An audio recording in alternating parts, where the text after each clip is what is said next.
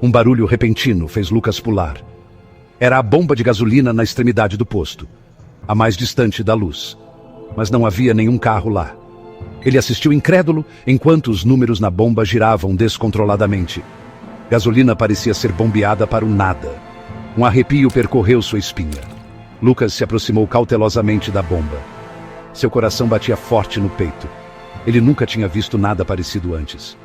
Era como se a bomba tivesse vontade própria. Ele estendeu a mão para pará-la, mas hesitou. E se algo acontecesse? E se piorasse? Lucas correu para o monitor de segurança. Ele precisava ver o que estava acontecendo. Ele rebobinou a filmagem até o momento em que a bomba foi ativada. Lá, na tela, um carro apareceu do nada. Era uma coisa velha e enferrujada. Mas o que gelou Lucas até os ossos foram os faróis. Eles brilhavam em um vermelho sinistro, como olhos olhando diretamente para ele. Ele observou enquanto o carro fantasmagórico aparentemente se enchia de gasolina. Então, tão rápido quanto apareceu, desapareceu. Sem marcas de pneus, sem som, simplesmente sumiu. Lucas tremia de medo. Ele sentiu uma presença, algo maligno, à espreita nas sombras do posto de gasolina. Um barulho na parte de trás da loja o fez girar. Pegadas molhadas, como se alguém tivesse caminhado por uma poça d'água, levavam da bomba até a porta da loja de conveniência. Cada passo parecia ecoar no silêncio. Lucas observou, paralisado de medo, enquanto a porta se abria sozinha, rangendo. As luzes lá dentro piscavam ameaçadoramente. Ele sabia que tinha que sair dali. Ele correu para o escritório, procurando seu telefone. Mas a linha estava morta. Ele estava preso. Lucas se trancou no escritório, o coração batendo como um tambor. Ele se encolheu no canto, sussurrando para si mesmo. É só uma queda de energia. É só o vento. Mas no fundo, ele sabia que era algo muito mais sinistro. O ar estava pesado e parado. Marta tremeu, puxando o casaco mais apertado. Outra rajada de vento sacudiu as janelas do posto de gasolina, as luzes fluorescentes zumbindo em protesto. Era sempre a mesma coisa nessas noites solitárias. Lá na rodovia 13, o medo era uma companhia constante.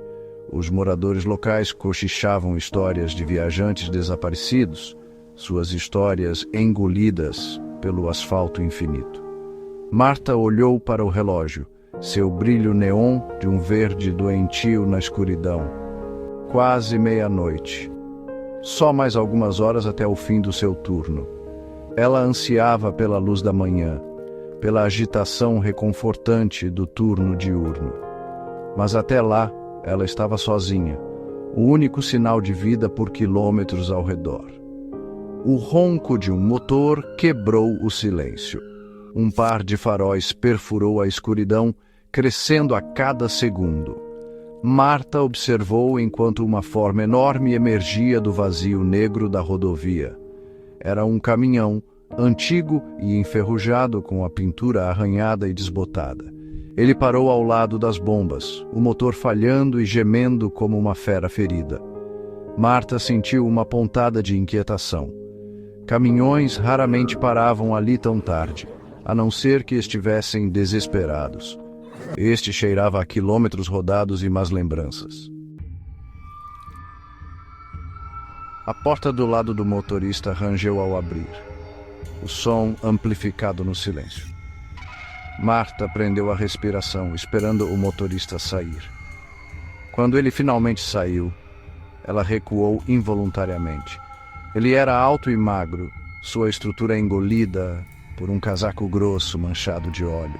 Um chapéu de abas largas sombreava seu rosto, obscurecendo suas feições. "Enche o tanque!" rosnou o motorista, sua voz um grunhido baixo. Ele jogou um cartão de crédito no balcão, seus movimentos rígidos e artificiais. Marta pegou o cartão, seus dedos roçando nos dele. Estavam frios, como tocar em pedra. Enquanto bombeava a gasolina, ela não conseguia se livrar da sensação de estar sendo observada.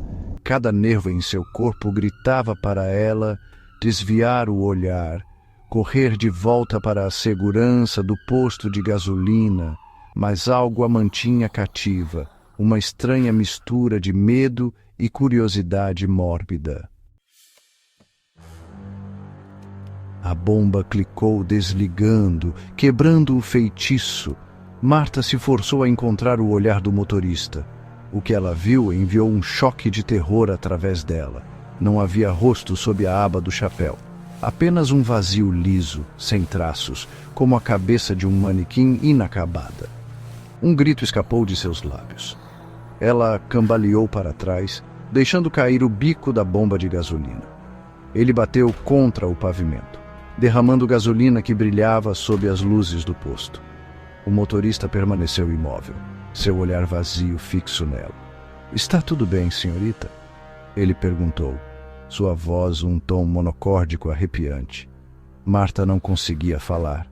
Sua garganta se contraiu, seu coração batendo forte contra as costelas. Ela só conseguia balançar a cabeça, seus olhos arregalados de terror. O motorista riu, um som seco e rouco. Ele se virou e subiu de volta no caminhão, batendo a porta. O motor ganhou vida, expelindo fumaça preta na noite. Então, com um chiado de pneus, o caminhão acelerou na escuridão, deixando Marta tremendo em seu rastro. Na manhã seguinte, a polícia chegou. Eles ouviram pacientemente a história de Marta, seus rostos gravados com ceticismo.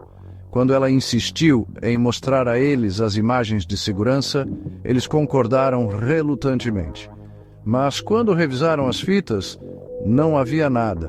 Nenhum sinal do caminhão enferrujado, nenhum sinal do motorista sem rosto. Era como se a noite os tivesse engolido por completo, deixando para trás apenas o terror de Marta e o cheiro persistente de óleo diesel. Daquele dia em diante, Marta se recusou a trabalhar à noite. Ela se transferiu para o turno diurno, encontrando consolo na presença de seus colegas de trabalho e na luz reconfortante do dia. Mas a memória daquela noite, do caminhão e seu motorista sem rosto, continuou a assombrá-la, um lembrete arrepiante da escuridão que espreitava além das bordas da rodovia. Carlos esfregou os olhos, lutando contra o sono. Mais um turno da noite no posto de gasolina. O zumbido das lâmpadas fluorescentes era o único som além do tic-tac do relógio. O velho relógio na parede parecia fazer mais barulho quando a noite avançava. Ele estava sozinho. A rodovia 13 era deserta àquela hora da madrugada. Nada além da escuridão se estendia além das luzes do estacionamento. A monotonia era reconfortante, de certa forma. Carlos gostava do silêncio, gostava da solidão. Dava-lhe tempo para pensar. Estava economizando para comprar um carro usado. Com um carro, ele poderia sair dessa rodovia e talvez começar uma nova vida. Ele pensou para onde iria. Um arrepio percorreu sua espinha. Ele não gostava de pensar muito no futuro. O futuro parecia incerto e um pouco assustador. O presente era seguro. O presente era só ele, o relógio e o zumbido silencioso das luzes. Ele olhou pela janela. Um nevoeiro denso estava chegando. Isso não era incomum para este trecho da rodovia. Parecia tornar a noite ainda mais silenciosa. A névoa abafava o mundo lá fora. Carlos observou enquanto a névoa engolia a rodovia. A visibilidade caiu para apenas alguns metros. Ele sentiu um calafrio.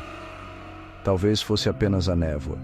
Ela sempre parecia trazer um calafrio consigo. Mas esta névoa era diferente, parecia mais pesada, quase viva. Os pelos da sua nuca se arrepiaram. Ele não conseguia se livrar da sensação de que alguém o estava observando.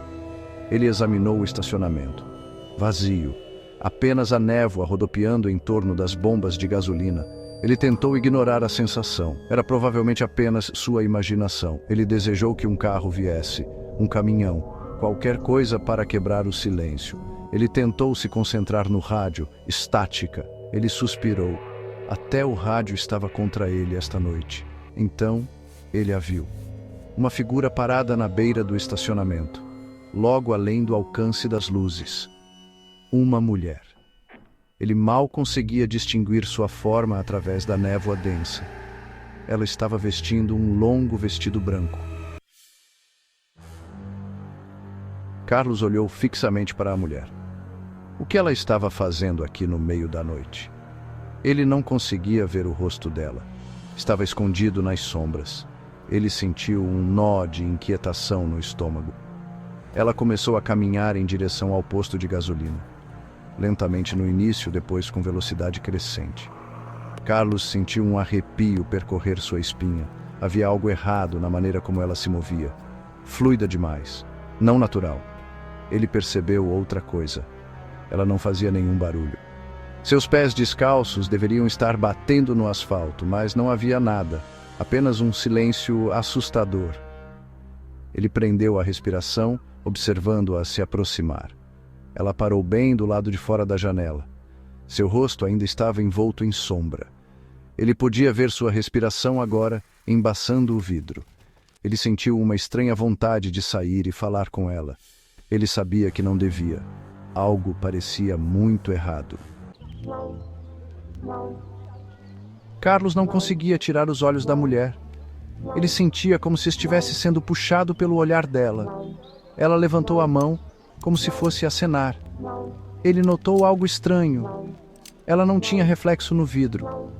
Ela sorriu então.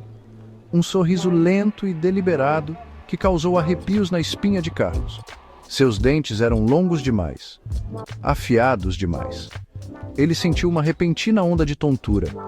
O ar ficou frio. Ele podia sentir o cheiro de algo metálico, como sangue. Ela se inclinou para mais perto do vidro, sua respiração embaçando-o ainda mais. Carlos podia ver seu rosto agora. Seus olhos eram frios e vazios, poços negros que o encaravam. Com licença, ela sussurrou. Sua voz era como unhas em um quadro negro. Você pode me dizer como chegar ao cemitério? Carlos não respondeu. Ele não conseguia responder. Ele se sentiu congelado no lugar, preso pelo olhar dela. Então, tão repentinamente quanto apareceu, ela se foi. A única evidência de que ela esteve lá era o cheiro persistente de ferro e o eco de sua voz em sua mente. Carlos nunca esqueceu aquela noite. Ele pediu demissão no dia seguinte. Ele não teve coragem de voltar àquele posto de gasolina. Ele não conseguia escapar da lembrança da mulher na névoa. Sua pergunta assombrava seus sonhos. Você pode me dizer como chegar ao cemitério?